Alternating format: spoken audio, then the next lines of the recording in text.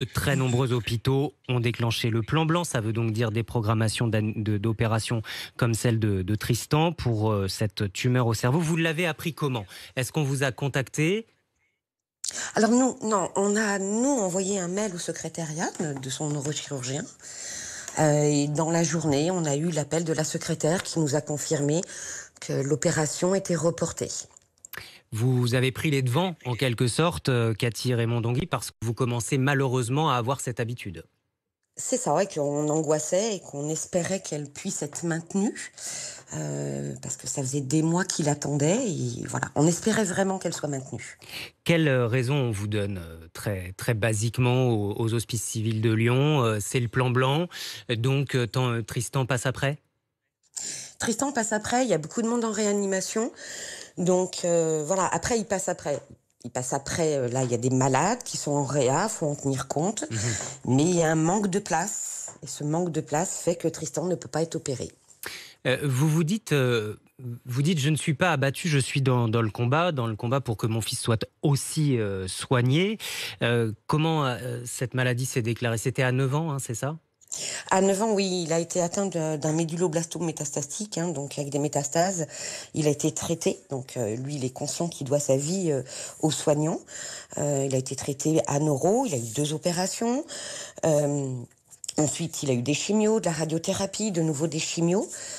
Et là, on se retrouve face à un méningiome qui est radio-induit, qui est dû à la radiothérapie qu'il a eu petit. Aujourd'hui, il a 21 ans, il a besoin, hein, de cette opération. On entendait tout à l'heure, vous nous disiez: «On comprend les soignants», mais ces mêmes soignants disent, aujourd'hui: «On fait vraiment face à un problème éthique». Pourquoi les personnes placées en réanimation, majoritairement non vaccinées, seraient prioritaires par rapport à votre fils, Cathy? C'est toute la question. En fait, on devrait pouvoir soigner tout le monde. C'est la question, c'est que personne doit rester au bord du chemin parce qu'on va se retrouver avec un autre problème dans l'avenir de toutes ces pathologies non traitées à temps. C'est le problème de l'hôpital global à vos yeux, ou c'est le problème particulier de ces Français qui refusent encore le vaccin, qui prennent ce risque de saturer les hôpitaux?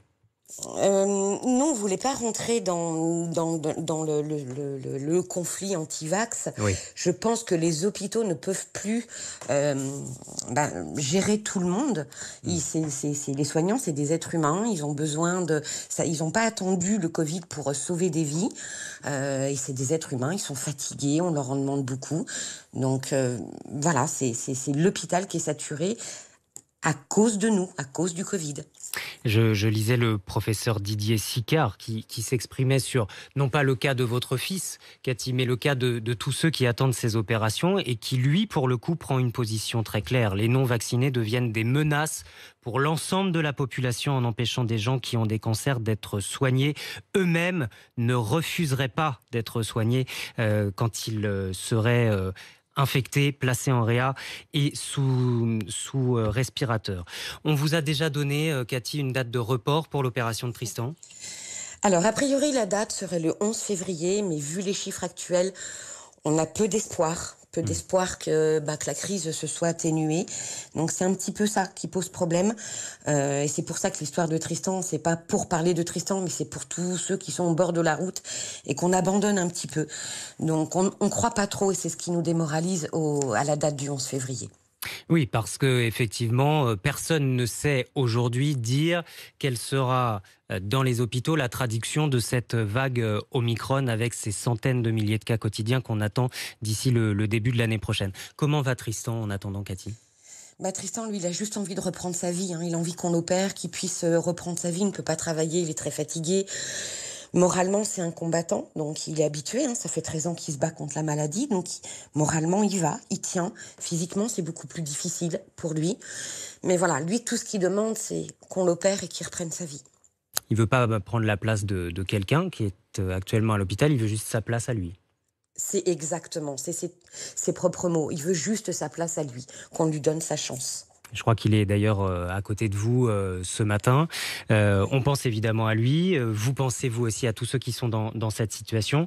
Merci beaucoup, hein, de votre témoignage ce matin, Je vous en Cathy prie. Raymond-Donguy.